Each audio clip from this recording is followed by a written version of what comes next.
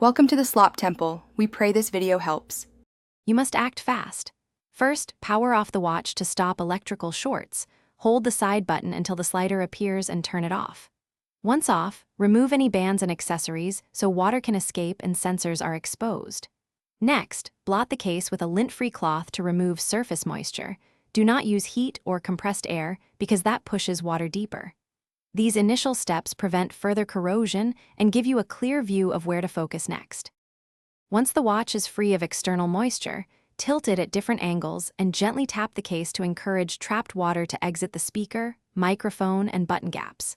If the water was salty or mineral-rich, lightly clean residues with a lint cloth dampened with 70% isopropyl alcohol. This breaks surface tension and helps evaporation while reducing corrosion. Make sure not to soak the device.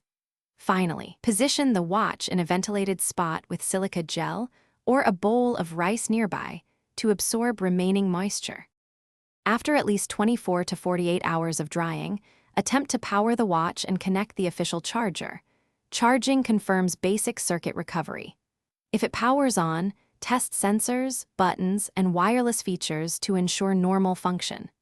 If you still see erratic behavior, visible corrosion, or the liquid contact indicator has changed, back up any data and contact Apple or an authorized repair shop. Do not open the case yourself because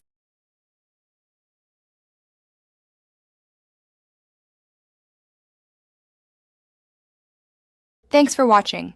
Consider subscribing if we helped you.